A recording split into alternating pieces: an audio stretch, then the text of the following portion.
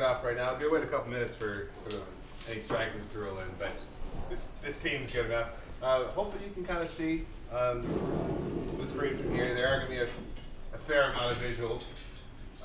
First of all, this is, of course, the Grand Rapids JavaScript meeting, so you are in the right place if that's what you're here for. So if not, I mean, you should hang out anyways. You'll probably figure out something new. So, yeah. First of all, thank you everybody for being part of the community, especially for our hosts. Right now, you're in Michigan Software Labs. Previous places we've been is Elevator Up, and of course, Mutually Human, and all our past speakers that have sort of contributed to just this kind of information and knowledge sharing. This part of building stuff is really important.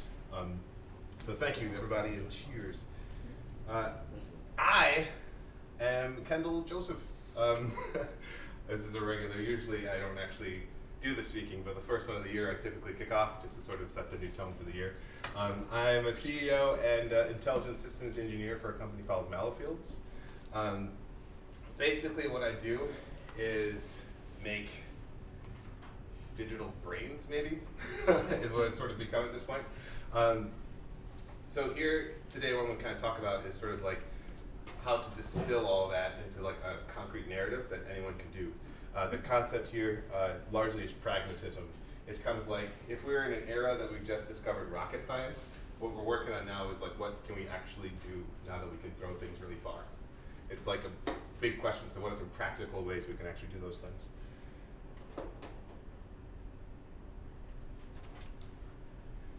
So yeah, practical JavaScript machine learning. And that was a tricky thing to even pick, like the idea of being like, well, what are some practical choices? Because there's nothing practical really about wanting to even know how all this stuff works, because it's bizarre.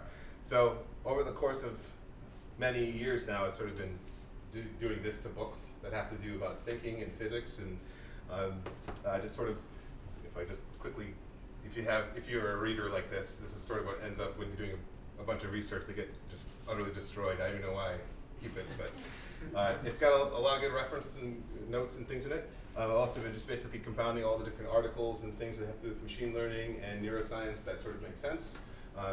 And I can kind of offer up all the links to that in Slack as we go.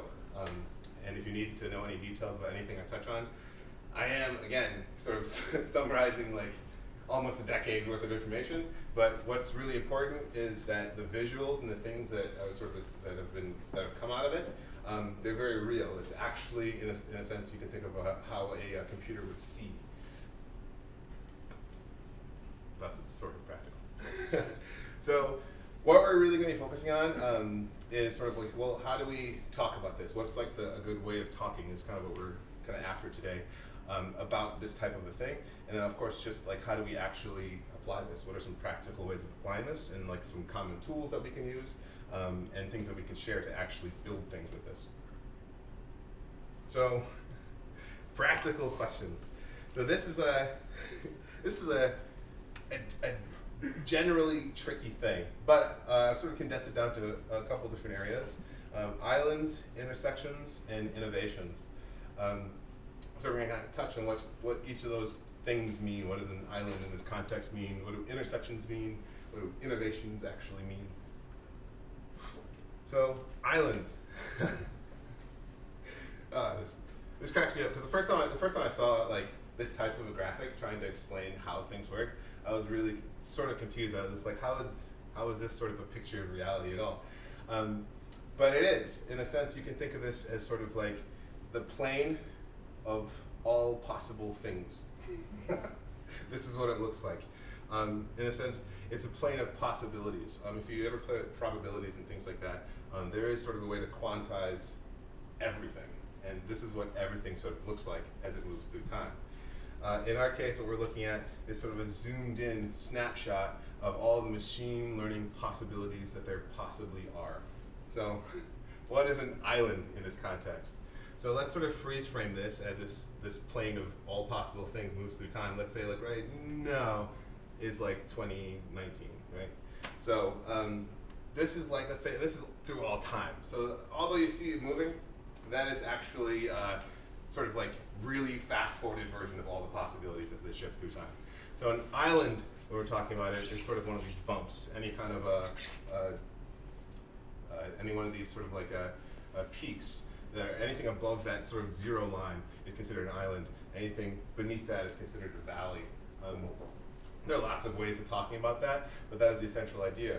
So what is an island when you're talking about possibilities? So if we're talking about machine learning, let's say that this particular peak right there are all the possibilities that we can ever come up with as a species within this snapshot of time that have to do with self-driving cars. That is what that island looks like. Like that's, yep, those are all the possible things we can do that have to do with self-driving cars. In the same way, let's take a look at like, well, that valley, what's in that valley? It's like, well, that's all the possible bad things we can do with machine learning that has to do with making food taste bad or something arbitrary like that. Again, when you're talking about giant planes that have to do with everything, it actually is that abstract, but these abstract things can actually be quantized in the same way. So this is sort of where it gets tricky. These surfaces, these landscapes, these planes, so many names for these things. This is essentially how they kind of operate. So if we're looking at like the landscape of machine learning, that's what it kind of looks like. If we're looking at the landscape of computing, that's what it kind of looks like. And if we're looking at the landscape of all possible human activities, that's what it kind of looks like. So the trick here is to find intersections. So we pause this as if it's like, all right, that's right now, and that's right now, and that is right now. Shoot. Misclicked, 1 second. That is, here we go. That's this moment.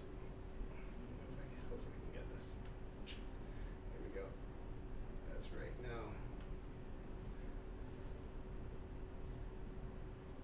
Here we go. Okay, cool. So the idea here is pretty straightforward. What we're looking for are intersections between peaks. So we're saying like, how come, for example, self-driving cars just showed up? All these concepts have been around for so long. Why is it that in a sense, suddenly this has happened?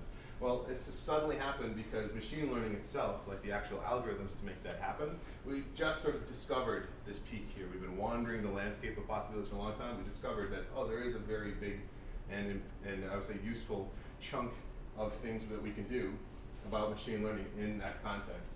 In the same way, like, oh, there's a little bump here that has to do with like, yes, and we have computers that are small enough that can actually handle this. And yeah, there are enough people who care about this and facilities that are actually doing stuff about this. So these intersections are utterly important. So it's kind of like, well, how true is this? Well, it's actually like, roll the clock back a little bit. We had cars. We've had cars now for a while. We've even had the concept of machine learning for a long time, a fairly long time, computing, and people were interested. But there's like smaller subsets, and essentially there were no alignments that were occurring that would even allow for these things to happen. So I would say, in a way, it's like, why are things suddenly happening? It's because we're having these moments where these things are actually all sort of coming together. So, so the issue and trick maybe is that we all have blind spots.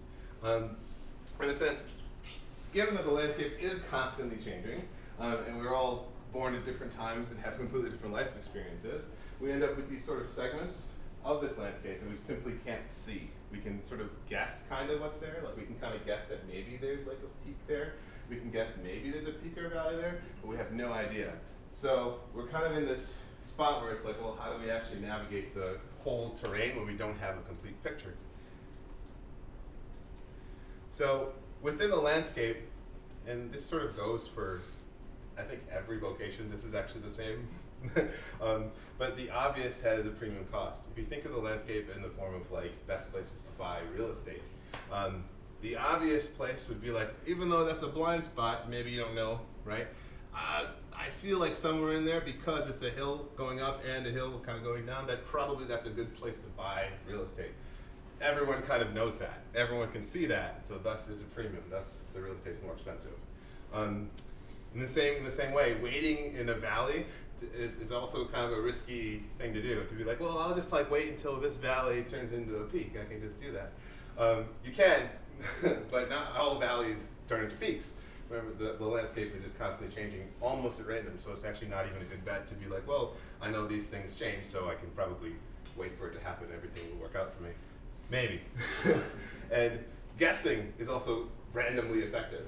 Some people are sort of good at guessing, kind of like we think about like stocks. You can just be like, oh, let's pick a bunch of random stocks and maybe I'll get lucky. But it's randomly effective. It might work for you and completely not work for someone else, so that's not a strategy. Hopefully all of this feels obvious. That's the idea. All of this should feel like a fairly obvious set of things that we kind of know about. So making good guesses is actually more than a feeling. In a sense, we actually have to consider bias. Our bias is actually important, and this is something that can be computed. Our intuition is important as well. It's something that's a little more difficult to compute, but you can actually compute that as well. Same thing with social and spatial awareness, and the same thing with your general experience. It matters that we are different. It actually does matter because it reveals different blind spots within the landscape. So the most important thing really is to collaborate. And this is sort of like a thing, maybe a lesson we've all been hearing all our lives for a long time, is that, hey, collaboration is really important. It's actually utterly essential in innovation. And that's essentially what happens, mathematically speaking, when you collaborate. So the trick now is, though, even though like we can all share information, there's still this issue of navigating blind spots, because there's, even if we could put all our heads together and figure it all out, there's actually a cap, a real cap, and I'll show you the number, and how much we can ever think of and ever come up with. So blind navigation, we need a way of figuring out like how we can figure things out that we can never possibly figure out. So to do that, we have to determine how actually we make sense of things. Like, what is the trick to making sense? And also, what is non-biological intelligence? And I will go on like a 3-second rant, not even a rant, on why, well, it's a position on the issue really, of why non-biological intelligence versus artificial intelligence. So, making sense. Enter the world, if you will, of Robbie the robot. This is Robbie's world, and this is Robbie. So this is sort of like a pretty common example, or one of the earliest examples of like how machine learning, the power of machine learning, and how much better it is in a sense than our best guesses. So here's Robbie. This is his world, and Robbie's got kind of a collection of problems. Robbie's world is messy. It's messy because just last night Robbie had a party, and people just kind of spilled beer everywhere, left trash everywhere, and this is Robbie's life right now. Robbie basically just has to figure out how to clean this mess up, except Robbie can't see very far. Robbie can only see just above him, to the left of him, to the right of him, just below him. So Robbie can't see in diagonal. To make things worse, Robbie has no memory. So Robbie basically wanders through life, only knowing what's essentially in his radius and the one thing that Robbie has to do. So what Robbie needs to even figure out how to clean this room is an unambiguous set of instructions. Robbie also needs the room to be cleaned efficiently because Robbie has a finite amount of time to clean the room. Let's say an hour before Robbie has to get to work. Seems like we can sort of guess our way into like, well, how would like Robbie actually do this, right? We can think of many different ways. Well, Robbie, how about you go straight until you find trash and just pick it up, and then just keep going back and forth, down and back, whatever it might be. But just by doing that, coming up with these kinds of descriptions, right? We've noticed that there's something really specific that's happening there. Is that what we see is very different than what we describe, and that little chunk of information is really important. Because what we see is like, oh, we see the problem pretty clearly. We can all kind of go with an idea, but how we actually describe how to do that problem will be very different from person to person. So in a sense, this is the origin spot for what an algorithm is. Our description is an algorithm. And one description we can follow, which is essentially a strategy, or our baseline strategy we can go with, is like, okay, Robbie, go arbitrarily in some direction. When you find something, find a piece of trash, pick it up, and then go arbitrarily in another direction. And that would be like a baseline strategy we can follow, that Robbie can go around the room and essentially, with about maybe 70% effectiveness, get the whole room cleaned up within that finite amount of time. And that works, and we can keep tuning that. We can keep designing that and be like, oh, go left, you find one, don't go random direction, go up or something. So there's all sorts of things we can do to try and sort of outsmart this particular problem. But there's another way, and this is sort of like the revelation of machine learning, is that we can actually evolve these strategies using what's called directed evolution, which is sort of like calculated murder. so what that means is, all right, we'll say, okay, Robbie, we've got a bunch of ideas for you to follow, right? We want you to try going straight first, and then pick something up at random, and then choose a random direction. And then go up first, pick something up at random, whatever you find, and then choose another random direction. So we sort of tell Robbie, here's like our seed information. Here's like a collection of possibilities for you, and go forth and figure out what happens. That's sort of the first generation of guesses that Robbie's going to take. So what we do is, like, of the best ideas that come back. So Robbie says, I went straight and I got everything, and I went up and then I got everything, and it's like, oh, thanks, Robbie. And all the versions of Robbie that went all the other directions that weren't as successful, we murder them, or we make hybrids of the best versions. So we say, and what making a hybrid means is sort of to make a mutation.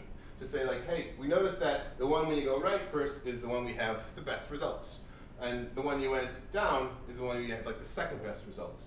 So we sort of take versions of both of those and say, all right, at this particular step, instead of going up like you did that time, go down instead. And then make another mutation, go right instead, and then see what happens. So basically, we take all the strategies that work the best, and we change essentially the most important states when Robbie has to make a decision. We just kind of randomly change it to just work all the different options at those particular states. Now, by doing that, we actually see that over time, in the case of this, it's like after 250 generations of this type of, figure out an idea, murder the best ones, and hybrid the favorites.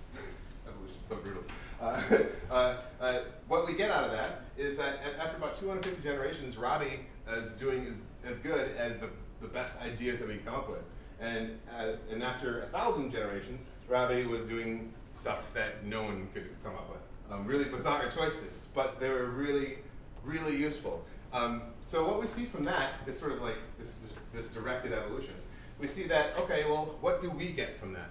What we can do that's really helpful is go back and see at those decision points which of the random choices ended up working, and actually figure out what Robbie did. We realized, so in the case of Robbie, which I really like this example, whenever Robbie would encounter a can, and there'd be 3 cans, instead of just picking one up, Robbie would kind of keep going a little bit to be like, let's see if I can go to the edge of this can to see if I can find another one, and then kind of go back to make sure that he gets the others. So little things like that, you're like, oh yeah, that makes sense. So I like to think about, like, yeah, it can actually give us really good ideas, really clever ways to solve problems. And they could be very close to the best ideas, but they're not always the best. Think, everyone see like Infinity Wars, maybe? Enough of the population seen Infinity Wars? So Thanos is the main bad guy. This is a quick aside. Thanos, the main bad guy, had this idea of solving all the problems by snapping his fingers to remove half the population. It's like, it's a kind of a confounded idea, because there's not enough resources, then we'd have double the resources. But Thanos could have also spent the same energy figuring out how to snap his fingers and then doubling the resources. But so it's like an idea that works, but there are better ideas. So in the same way, and this is sort of where the panic comes in from people who talk about not Elon Musk, but Elon Musk included, people who talk about machine learning have this kind of like intrinsic worry, where it's like, yeah, it can come up with a really good idea, and part of it has to do with like, oh yeah, and everything is great, and we're cleaning all the problems, but at this point we destroy all humans, and then right here, it's like, what? And like, it's part of the algorithm, but trust me, it's a better idea. That's why you kind of still need a filter. So non-biological intelligence. To really understand that idea of why it's non-biological intelligence instead of artificial, is that, well, let's just take a look. So this is a neuron, right? And a neuron is basically a hyper-mutated, weird cell that conducts electricity pretty good. But really what it is, it's like a single bit. It's like it stores information about how two things are connected. But it took a long time to come up with this idea, for nature to come up with this idea, but it works really, really well. And here is essentially how we do it. We basically, through our social structures, have come up with the same idea to say, all right, well here is a point, a single node, and here is a line, and that contains a value. And what we're saying is that that is essentially the same operation. So we use nodes and relationships to essentially simulate that same concept. So nothing about either of these concepts is artificial. Our ideas are as real as the biology that makes us, so it doesn't make it artificial. To make things even a little bit more confounding, we've successfully, as of like a year or two ago, figured out how to make an actual, technically artificial neuron that you can actually plug into a real neural network. So, I don't know, it's kind of like a blurred line, if you ask me. If you want to say it's like, well, what's artificial? Is the information artificial? Is the substance we use artificial? It's a weird word. So how that even happened in the first place, quick summary, is that in the 50s, this is at the same time we discovered essentially how neurons actually worked. It was the same time we also coined artificial intelligence. So we didn't actually have all the information, didn't have a complete picture. Now we do. It's really more non-biological intelligence versus artificial versus like natural intelligence. It really doesn't make sense. So just an opinion. I wouldn't carry that around, but I would watch for that in the news, kind of a thing. I don't know. So answering.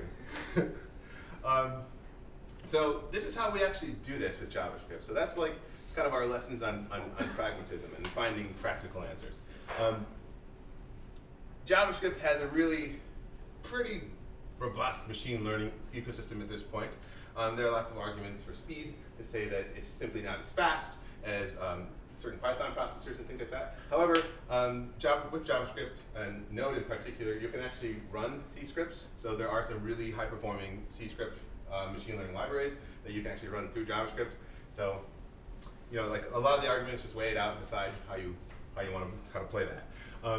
But the other thing we're going to talk about a little bit is how to tune artificial network, which is kind of where the work is if you're actually doing this work. So I'll also pitch an example of how a friend that I know that's working on a machine learning problem, the kinds of problems that he actually encounters with.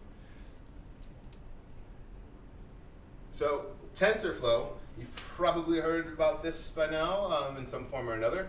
It used to be called DeepLearn.js. It's a product by Google. This is about 3 or 5 years ago that this came out. It's essentially a public library at this point. And I think with most machine learning libraries, at least what kind of always startled me is like there's a number of steps. Like it's like, it's not just like you just press a button and then you can just start doing stuff. It's like, there's some setup to it. This is probably one of the more easy ones, in particular because there's tons of resources about it. There's like tons and tons of like videos and things that you can find that just talk about how to use it. At the same time though, and sort of in tandem, there's all these other libraries. There's Brain.js, Synaptic, Neataptic, Nero.js, and Mind.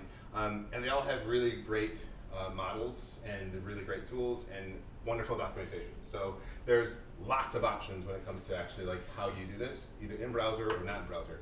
And like I would say in particular, these are the ones I picked. There are more, but these are the ones that have either good documentation or good examples.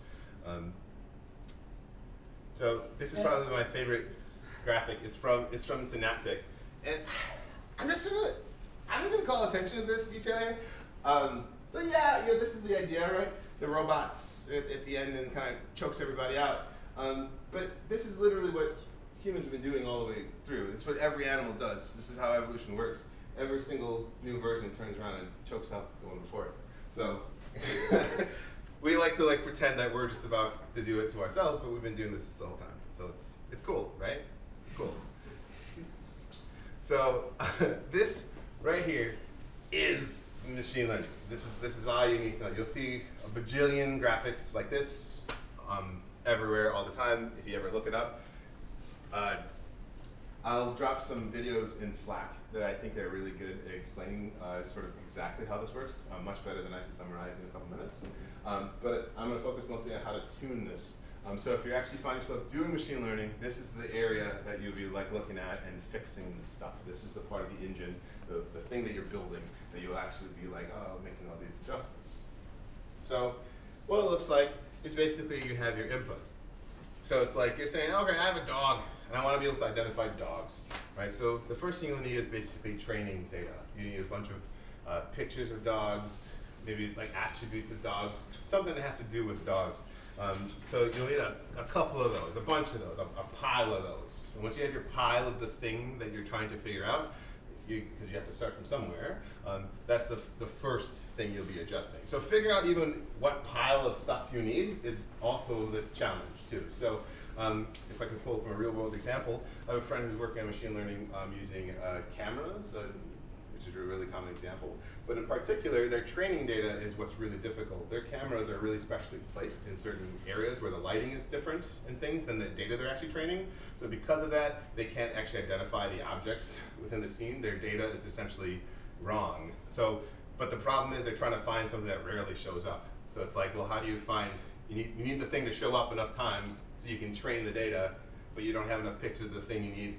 It's this loop. So that's why it's not that straightforward. That's why you can't be like, hey, we just simply have all the data we need. It's like, we don't. For example, really simple example, if we want to like say like set up a camera to identify, let's say something super bizarre, like an alien, right? To identify aliens, like a green-eyed Martian, I guess, right? You'd first need a bunch of pictures of green-eyed Martians. But if the idea is to set up a motion camera that could find and take pictures of these Martians, it would simply never happen. It's cyclical, right? So that's why it's not as straightforward as it seems. Just be like, well, let's just do a machine learning thing. It's like you actually still already need to know what that thing is to even guess what the thing is. I love it. So it's like, does this even work? Right? So it does. So then this area, these hidden layers, as they're called, algorithms is sort of your world there, if that's what you're tuning. And what that is like saying, like, well, how should I actually traverse this network? Because these particular hidden layers, you can actually have n number of them. You can have a bunch. And there's all sorts of reasons why you'll have more than one, or just one, or 3 instead of 5. Reasons, lots of reasons. And honestly, if you don't know, just plugging it in and guessing is a great spot to start. And I'll get to that, why that actually works at the very end. And then you'll start to notice, like, oh, that worked better. Why? Oh, and I can dig into why that algorithm works or why it doesn't. And then finally, you have your output and tuning your output. It says, yeah, these are dogs, right? That's another thing to tune, because sometimes you might have a bunch of different possible things it could be. So you have to be like, it could say these are cats, or these are noses. It's like, oh no, that's not what that is that you're seeing, and it could actually be finding the correct thing, but simply labeling it wrong. So even once you do set up, like, yeah, we have our machine learning thing doing the machine learning, it's not you're done, because this keeps changing. There's always more options and ways to tune that up to make it either faster or more efficient or more accurate. And at the very end of it, it's like you might be getting it all right but labeling all wrong. You're getting it all wrong and labeling all right. It's not as straightforward as it seems. So yeah, so let's take a look at basically practical applications. Like, how should I think about this? How should you actually be thinking about like when to use this kind of a thing? So I like to split it up in sort of these two categories. So these are actually examples from the library, one of the libraries that I showed above. In particular, the 2 areas that I think are like really hot and like easy to think of stuff and how to solve problems is with automation and then mimicking biomechanic processes. So automation is kind of obvious in the sense of like, well, I want my car just to drive, right? I don't want to have to think about driving anymore. I don't want to have to think about when I'm going to make coffee. I want my coffee maker to just know. Things like that. Those are the things that we're trying to solve with those problems. And then mimicking biomechanic process. That's because, in a sense, this is essentially like swarm mechanics. Now, if you're going to manually code that, you could, but it's kind of like animating every single possible frame. It's really difficult to make it look realistic and also to make it real. Also, if the slightest thing change, everything looks way off. So you actually need to be running an algorithm that's saying how those things should move from frame to frame. That's actually kind of the secret between machine learning. You need everything to be kind of quantized by frames. Every single frame is a new calculation. The trick is computers within our landscape, we're at a point now that we can do like these calculations, really big calculations really quickly. That's something we could have done before, we didn't have the idea. But the idea is like every single frame, that algorithm is run to be like, what's the current state of the universe? Like this, I should do this. What's the current state of the universe? Like this, I should do this. And that's what allows for this kind of a thing to look and behave the way it does. And in particular, when I mean like mimicking biomechanic processes, that's like everything from how movement actually works to like how thinking actually works. So all those types of things can be turned into algorithms because our whole world is essentially a giant collection of algorithms. So best guesses, right? And this is the part that sort of rules and also sucks the most. So software development is 70 years old. That makes software development a baby in the terms of like the types of things that we can possibly do, have possibly done, and possibly will do. 70 years old is like many people have grandparents who are that old. Some people have parents who are that old at this point. So it's like, this isn't sort of the kind of thing that anyone could say that we have figured out the software development thing. It's like right now we are figuring out the software development thing, and that is the challenge in that. So that's why your guess into literally how to necessarily architect and build these types of things, this is why we need communities right now. We don't actually have a really good idea. We have a pretty good idea how to make it stable so we can see things and see things happen, but we don't have a complete picture just yet. And then of course, non-biological intelligence systems is actually 5 years, I would say, give or take, in the sense of like commercially available ways of doing this. Before this is essentially reserved for people who were either working on PhDs and doing really minute little things. I dug back in a bunch of really old examples of it, and it's like they were taking like 8 years to make like dots of all of and stuff, you know? And that's something you can do in like 30 seconds in the browser now. But commercially available, it's about 5 years, and that's all of that, the whole collection of libraries. I would even say more like 3 years. So if you want to like jump on the train right now is like moving like 2 miles an hour. You can take another 10 years and not even be behind. So just, that's what I was saying before. It's like, you know, should you worry? What do you need to do? Random things. I mean, our blind spot is like the entire landscape. So it's, right, yeah. So that's something to think about. I like to think about it as like the baby's got its bottle, the baby's got its rattle. So we only kind of sort of know some things. But even with that little sliver of information, we've done all the stuff that we're able to do, like land rockets and make cars drive on their own. So 1 billion trillion. I don't know why I did this stuff, but I spent more time than I ought to trying to figure out what is the actual total sum of thinking power, learning power, essentially, that humanity will ever really be able to possess. So that's 1 billion trillion. That actually represents the number of neurons that we will collectively have as a species that the planet can sustain. One of the estimates, most recent estimates, which is really kind of heartwarming, I'd even say, you know, we had this issue of like overpopulation for a long time. What are we gonna do? It's gonna be like 50 billion, like 3 people every 2 meters. It's not really, it's not gonna be like that. It's really, we're probably not even gonna make 12 billion, like probably not. We're gonna probably level off around 10 billion people. That is so far everyone's best estimate. So we're not freaking out about that. We're just freaking out about all 10 billion of people just burning to death and freezing to death, which is like not bad. That's better than being super crowded, right? Sort of. So the idea there is like that is essentially our total number of neuron connections that we're going to be able to have as a species. This is it. This is basically our pile. The Earth, anyways, can't really sustain any more of these. It's also like really astronomically massive because if you actually consider the fact that we have genetic components that essentially vary what you actually do, vary the network so dramatically, that this is actually an exponential number. This is actually more like 1 billion trillion to like the 1 billion trillion. So it's like a lot of combinations. So we do have a ton of learning and thinking power. How things get complicated is that we've invented this creature, this thing, called a robot, if you will, that can do the same thing faster and better and more efficiently, way more efficiently. So, and come up with better ideas. It's simply better in every way. So the most likely circumstance, as evolution tends to demand, is that it incinerates one, it incinerates the next because it's simply more efficient. It incinerates the way we figured it out because, again, it's simply more efficient. It incinerates the concepts, the ideas, even how to put that together, because it's no longer necessary. All it simply needs to house is the entire collection of possibilities, and that is actually mathematically and physically possible, and almost necessary. Followed by incinerating that, because you don't really need that, because you can essentially copy all of those ideas and literally turn it into an algorithm. Yeah, so that's pretty much how it's going to go. And this is sort of like, so the rest of time, this is kind of how it goes for what is essentially an eternity, followed by the heat death of the universe, which eradicates the robot itself. So that is the whole story, and the most likely outcome. But it's like, we got a while. Is this the last presentation ever?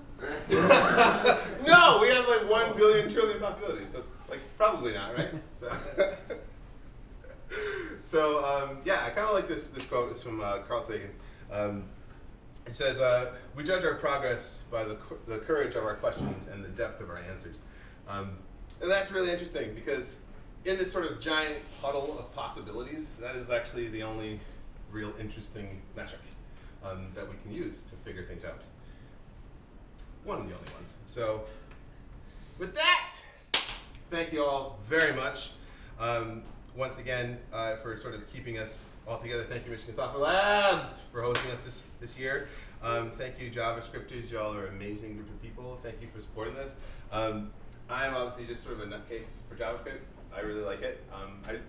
I write in other languages too, but JavaScript is my first love and my favorite.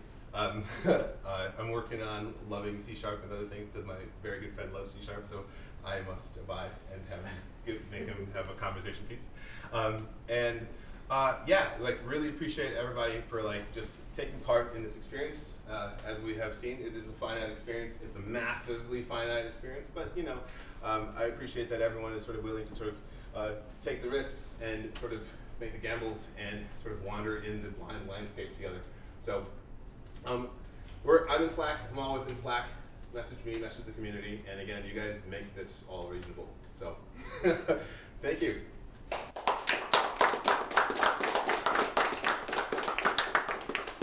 So, questions. I'm really curious. Yeah, go ahead. So you mentioned that there's in-browser solutions for this. Yes. Is there any use case for training a neural net in a browser? That's a really good question. And in a sense, it's like the way that training occurs. And actually, I could maybe throw up an example. I will in Slack throw a sort of pre-trained version of exactly what you're talking about. So yeah, the idea, and just in case you understand like why training in the browser, why that's an issue. Training takes a sec. That middle network, it takes a sec to actually do all that. And I say it takes a sec kind of arbitrarily. Depending on how big the data set is, it can take days. So the idea of like doing training in the browser, it's like, well, why would you ever do that? So a couple of use cases for that is sort of divided computing, in a sense of like how they used to do it with SETI, to like sort of send out little pieces to have lots of different computers just to be like, hey, visit my website. When you do, in the background, it'll do like 3 seconds of training. You do that over the course, over millions of computers, you can actually do some substantial computing that way. You can also just like not and have something installed. There's lots of other ways. So I can think of a couple of use cases that have to do with like sort of splitting up the workload in a way that people can see. Be like, yep, I'm just helping to train to see how to find stars better, and that's I wait for the loading bar to go, and then I'm done. That's the thing I have to do. Other things is like if you actually want to do some real-time calculations, that could be useful. I personally would never do that, mainly because typically within the browser with training and things like that, these days it's easier to sort of send those requests off to a server, a cloud service that could spawn up and sort of just do that calculation in a moment versus as long as it's going to take in the browser. So you have a good point, but that's like the thing with computers. You can do computing, any aspect of it, anywhere. So it's kind of like, well, it's here. It's a matter of like figuring out clever solutions to that. So hopefully that loosely answers. Yeah. Like I don't really have it. I guess. So Does quantum computing make this any easier? Specific enough for this? Quantum computing will be useful when it comes to training. Like it'll be able to like make those types of calculations a little bit easier. I would say that like where that is right now in the landscape of things, it's like in that it's in the maybe zone because quantum computing also breaks a lot of stuff in the sense of like encryption and things. Like everything gets weird. So it's like to know how to actually use it with this. Like I don't know. I have a bunch of arbitrary guesses. So, yeah, I don't know. So, any other kind of questions like that? Is TensorFlow.js a browser thing, or is it Node, or can you Both. both? Actually, every one of those I linked to are both. Yeah. Like the example I have set up that I'll drop in Slack is showing the code in the browser where you can actually like take that exact code and run it on Node, and it works just as well. Yeah, like all that's the thing. Again, it's like a computing process. Like it's at some point I imagine within many languages they'll simply be baked in functions. In fact, within the JavaScript spec and Python spec, a couple of different specs, they're actually like trying to figure that out to be like, well, this is sort of an obvious thing that is going to be everywhere. Why don't we just have like, a learn function that's just built into the language? Like, why not? The actual code itself is actually sort of straightforward, so it's not any more complicated than anything else that you see in a language. So I wouldn't be surprised within the next 5 to 10 years that like this is just a part of every language. We can just train stuff and get results that way. Yeah, because it is one of those like oddly hyper common things. So yeah. Any other questions? Yeah. I've been trying to phrase it, so hopefully I can get through my question in one piece. Yeah, good luck.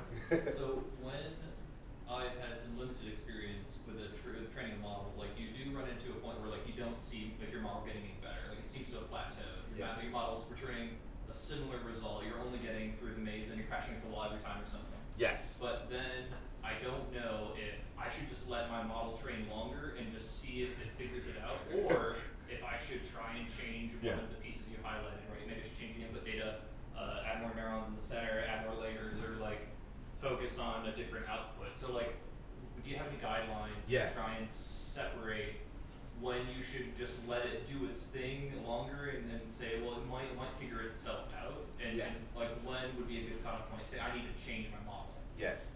That's actually a really, really, really good question. It actually comes right back to Robbie's world. This issue of like, so what's essentially happening there is that, all right, so there are all these different sort of, and you actually think of these as peaks or valleys, by the way. This is like quite literal. So it's like the issue is like, all right, we figured out the algorithm. We know like we have it like in 98%, but we need 99%. And everything we keep throwing at it randomly, Robbie always ends up right here, just kind of going around in 4 squares. Every single algorithm ends there. You never quite get the last one before time expires. This is like the trick behind mutation. It's like, how do you get beyond this particular, to this other, in a sense, peak that is beyond your reach? And honestly, this is actually one of the problems and I would say limitations of machine learning.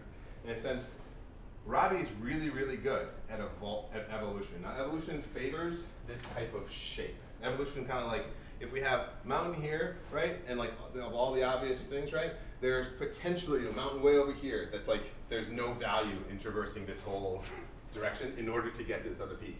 So there's no algorithm that'd be like, oh, keep failing 100,000 times in this direction, and then suddenly it gets better. Like there's no algorithm that will do that unless you have to manually say fail in this kind of random direction of all the possible directions. So that is what I would call the actual problem with machine learning. That's sort of the horizon. That's why, in a sense, like many models reach this cap of like, yep, 70% is the best we can get on that. And that's exactly why it took like sort of driverless cars and things so long to get to that point. People were trying, but they're hitting those long planes of like, no, it doesn't work. So the way you get through that, depending on what you're training, is some new piece of technology or some completely different technique. And it is essentially random. Like, in the sense of like driverless cars, it had to do with like better instrumentation and better data and things like that. So it's like we are sort of playing a waiting game to figure out like what is the actual best. The other option is to be like, all right, go way out here and start guessing. But typically what you'll end up in is just other random planes. Like the likelihood of just dropping right in that new peak is super low. So what you're basically calling to attention there is like, all right, this is Robbie's world. We've gotten this area figured out, but this area requires going all the way this way for some random reason. And of all the random possibilities, like we only ever get to here. That's actually the same problem with evolution. So it's exactly that. We don't actually have a good answer for that yet. I'm excited to see how someone figures that out, but so far the best I've seen is you wait for the landscape to change. You wait for time. Could you have two separate kind of evolutionary sequences that you feed different training data to, intentionally. Yeah. Like, kind of skew the data and then let the evolution proceed and then take those end results and then hybridize Yes. them. Basically what you're talking about is actually moving the finish line. In a sense to be like, all right, move the peaks around in a way to be like, so that it does essentially not accidentally get discovered, but by chance get discovered. So it's kind of like putting in false peaks, fake pieces of information. It's like, yeah, that's a fake yes. It's like, it's definitely cat, call it a dog, you know, kind of a thing. And just so we can keep going. And that is something you can do, but it actually dirties the algorithm because, and the issue with that is like, within those steps, within those different layers, right? By introducing something like that, it's not just for that one step that you're manipulating. It's actually for a bunch of different stuff that'll be like, oh, that's a fine route to go through, and suddenly your whole model is way off. So, like, sometimes you can get lucky that like, oh, there's a thing that's both a cat and a dog. Oh, it's like a dingo. Oh, it's a whole new thing.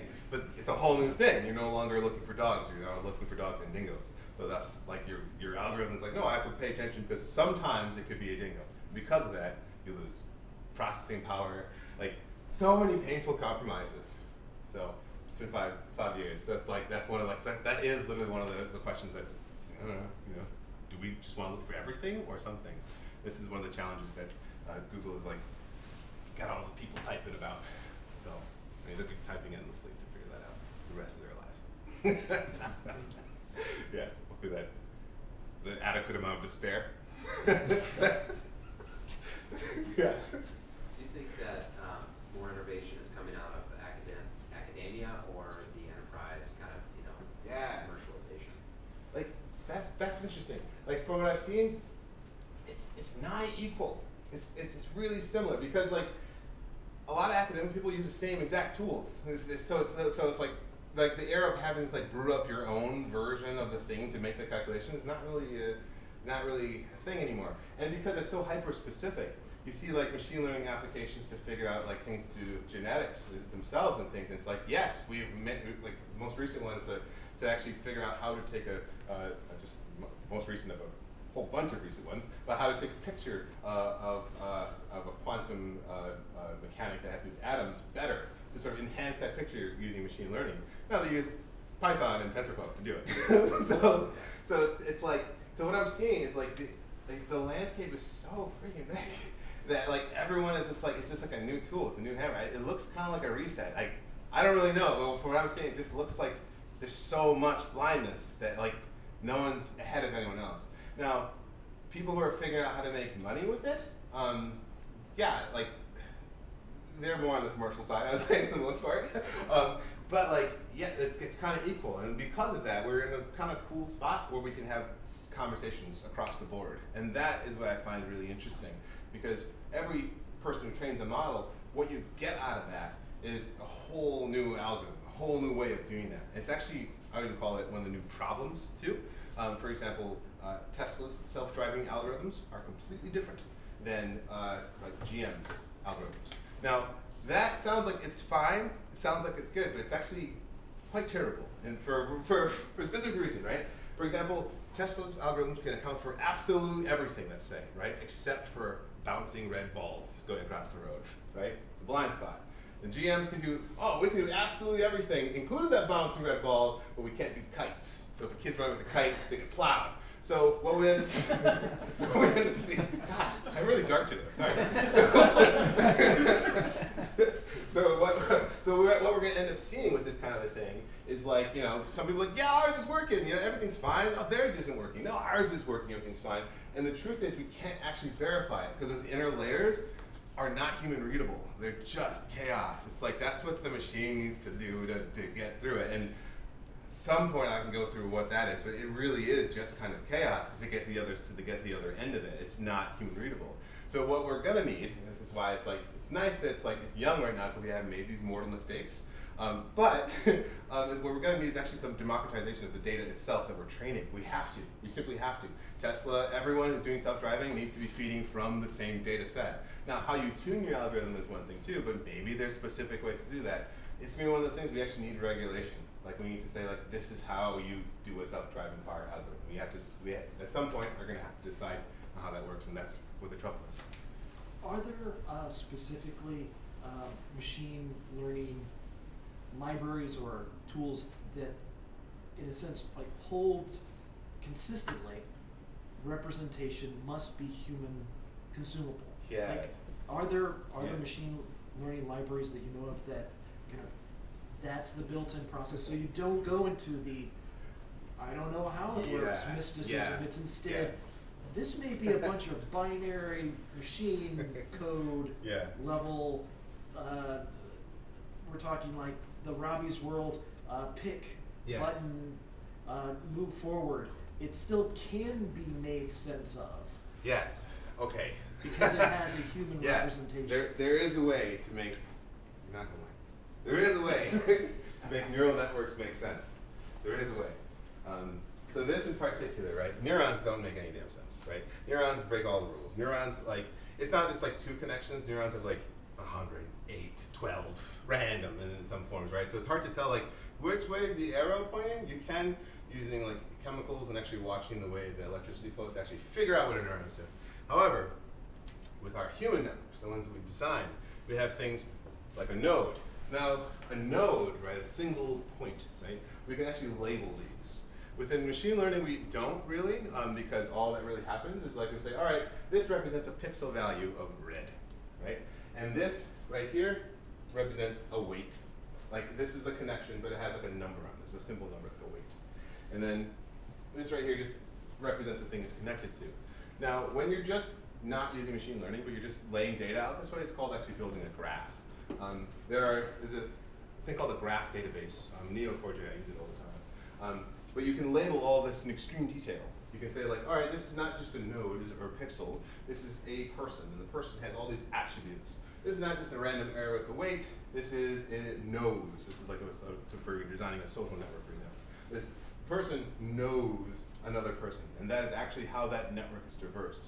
Now, if you painstakingly go through your entire network, which is what you do when you're building a sort of an artificial mind, that's one of the first steps you do, is to say, all right, here's sort of all the things that this thing can think about, and you label it really carefully. So like, there are people, there are places, there are things, and you go through and you label that whole network. And from that, you say, okay, now I'm going to apply my learning and thinking to it. And that actually helps a lot. So what you get from that is, so recently, I think it was Facebook, they made a machine learning algorithm that looked at a bunch of different languages, and then just said, hey, render us a better language. And it did, except no one could understand it, and technically it worked, but I was just like, well, what are we supposed to do with this language? So I just threw it away. You could sort of circumvent problems like that by sort of labeling every step in that thing's evolution as you go. The problem is, and this is the trick, there are billions of possible labels. So you can make it so it's like, all right, this is how I made my decision. And it could say it in plain English, but it's like you'd have to really be meticulous about how you label and create things. And that's actually one of the activities when you're making a mind that needs to make a big decision. For example, if you want to make a mind that it has to do with running nuclear reactors, you need a consistent stream of things saying like, hey, this is exactly what it is. This is actually a product I'm working on right now called Essence that does this kind of thing for commercial use. So I have an example of it here somewhere, but that's like one of the first steps is to be like, okay, well, let's collect all these possibilities. What's the main idea? Let's make that first layer, and then from there, then we learn. And every step in the evolution that comes, we will make sure it's properly labeled at what it thinks that thing is.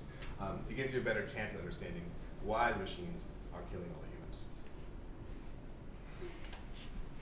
Okay, I promise that was the last cryptic response about the machines killing all the humans. So yeah, like hopefully that kind of helps. Mostly it's a problem of volume. There's just billions of possibilities. It's really hard to label billions of things in a way that makes sense. You can actually use machine learning to figure out how to label things. Another machine learning problem. But it's also why it's like, someone needs to do all this work because we don't have enough people literally just grinding hours. So, yeah. So YouTube just ran into a big problem where a bunch of advertisers had to pull their money out, Disney and whatnot, because the recommendation algorithm to improve watch time was found to be recommending things that advertisers were comfortable with. A good example might be bomb making videos. Yes. We're recommending, hey, you watch this bomb making video, why don't you watch this other bomb making video? They're like, Yeah. wait a minute. Right. Like the problem of getting people to watch more YouTube You Yes. get back to the fact the content Yes. they're watching might not be Yes. friendly. So how would you solve that? This is a regulation issue. This is actually exactly what's happening, especially on YouTube. YouTube's mind is an actual psychopath. Like how it actually makes recommendations is exactly how a psychopath would make recommendations. Like in a sense, like if you, there's a really great TED talk on this. You start out, especially like with a kid, be like, oh, just watch a cartoon, right? Literally because people are smart and can see like, hey, this feels algorithmic. I feel like something is happening here. People can start gaming it. And that aspect of gaming a model trains the model. But the model doesn't know it's being trained, it just knows it learns. I just learned. So we say, oh, you watched this weird video? Oh, I went to this one. Maybe I haven't made a video that had this content, would this happen? So you do that enough times, eventually you have people making videos about the most chaotic things, but they're really effective for getting views mostly because they're kids sitting there clicking right through, essentially just training the model over and over and over.